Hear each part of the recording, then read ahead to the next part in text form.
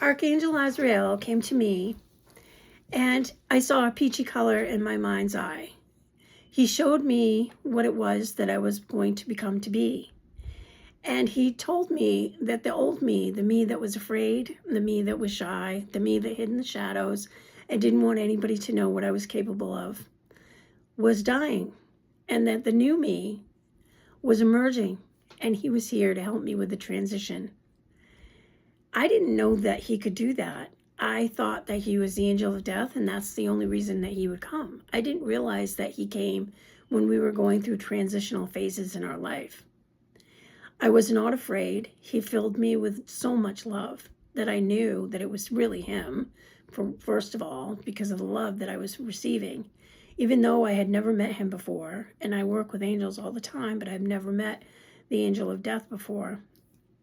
And I've lost loved ones, but I've never called on him. And that is a big thing, that when you lose loved ones, you should call on Archangel Azrael, because he will come, or she, depending on how you think of them. I always think of him as a man, so he comes to me as a man. But don't be afraid. Don't be afraid. None of the angels are going to hurt you. None of them. They won't hurt you. They're here because they're just pure love, and they're on a mission for God to help you, because you have a mission for God. And so he came to help me with my transition. And my transition has started probably 5 years ago. In 2020, I started a YouTube channel, and then I chickened out and took it off. And then I put a new channel up a year ago, last June.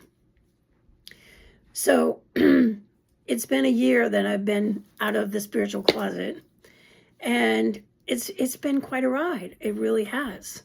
But he reminded me that they're all there to help me, and they have been. All the angels and archangels, my angel guides, my relatives, deceased relatives have come through. My husband's deceased relatives have come through. And they're all assisting me on this journey that I'm on. And also, I feel like I forgot somebody, but if I did, I apologize.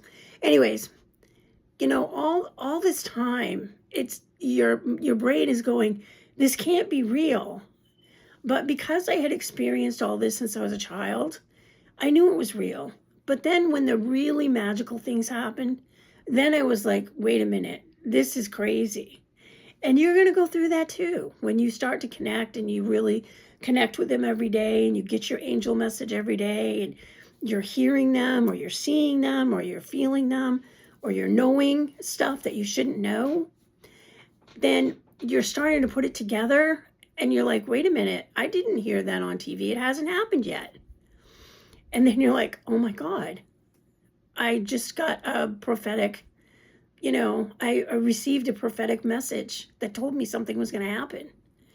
And it did happen, but I thought it happened already, and I just saw that on the news, but it didn't. And that's usually the way it comes in, is you think that you've heard it from someone else, you saw it on TV, or maybe you dreamt it, and you wrote it down, and you thought maybe that it was a puzzle that you needed to put together, but it was actually a prophetic dream that was telling you of something that was going to happen.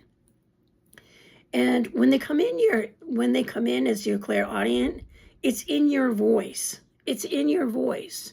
So the only time that it's not in your voice is when it's an emergency, like you're going to step off the curb and walk in front of a bus, or your maybe you're in one room and a loved one is in another bedroom, and you wake up with a start because you can hear somebody telling you to wake up, wake up, wake up.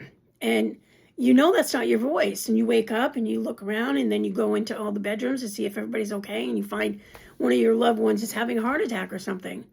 That really is the only time it's not your own voice. Most of the time it's in your own voice, and so you think you're just talking to yourself. Because I thought I was just talking to myself for years. Like when I did automatic writing, I thought I was just writing stories. I didn't realize that the angels are talking to me until I was in my 30s. And then I was like, oh, wait a minute. He just said he was Archangel Michael.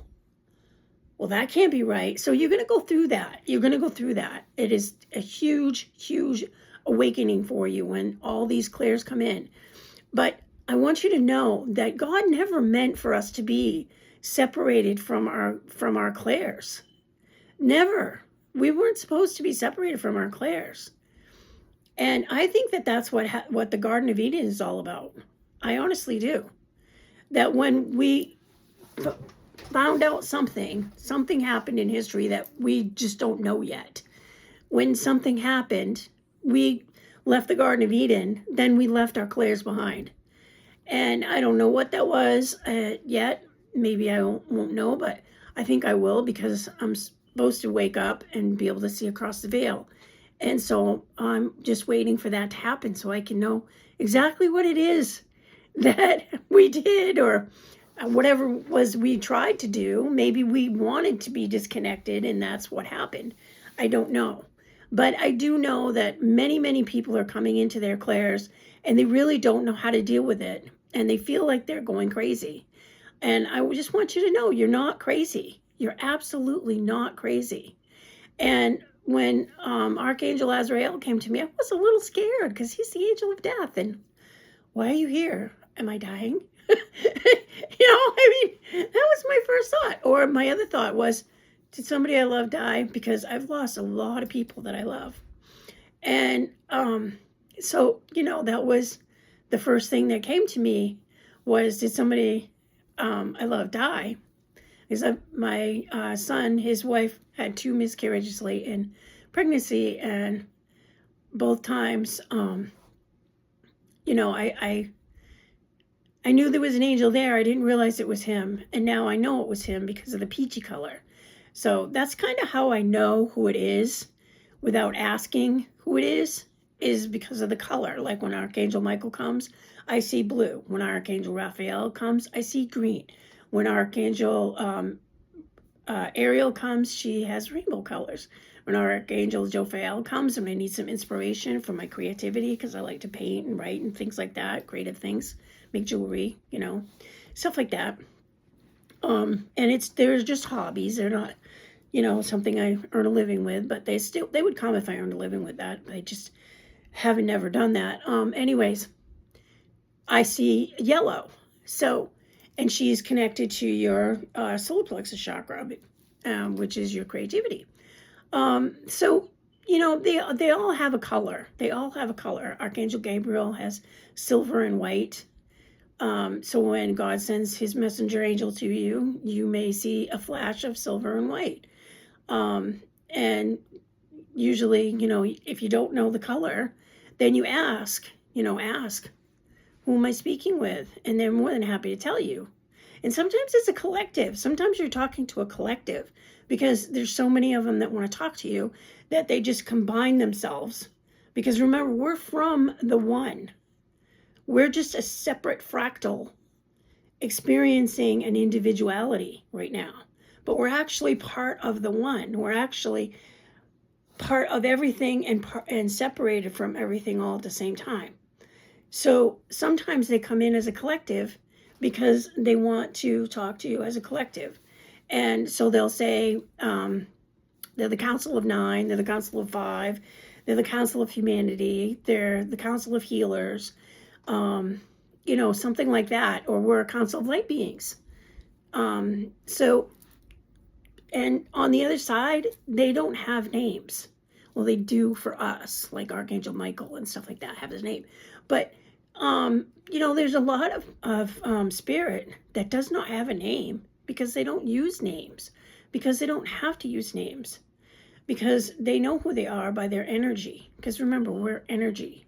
So they know who they are by the energy that they see. So when I see Archangel Raphael, I see energy moving and it's green. And it's not just one color green, it's lots of greens. And it's really beautiful. And you feel the beauty of it and you feel the love. And if you don't feel love and you don't feel the beauty, then it's probably not a high level energy being. It could be a low level energy being, especially if you're feeling sad or depressed or something like that. Then it's a lower energy being.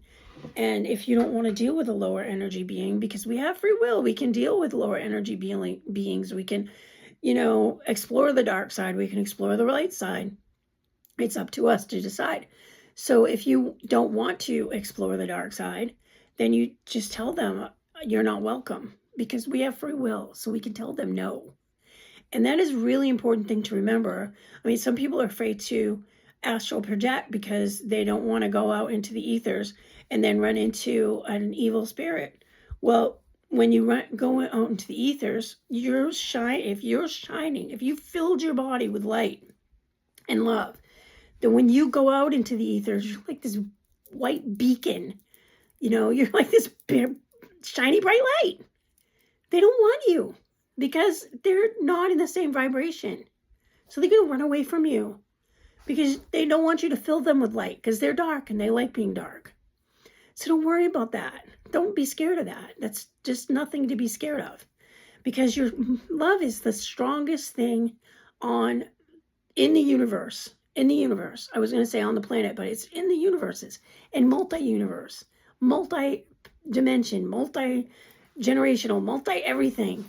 Love is the most powerful thing. So when you spread love and you think that that is nothing, it is everything. And I think I'm going to end with that. And I hope that you all have a beautiful day. Please like, subscribe, and share. And leave a comment for me, please, because I'm trying to build this channel. I'm trying to get to 500. And I'm only at 147, I think. So I'd really appreciate it if you guys would subscribe, leave a comment, because that puts my stuff into someone else's feed, and share so that I can get some more subscribers, so that I can get up there and help more people. So big love wave to all. I love you all. Bye-bye.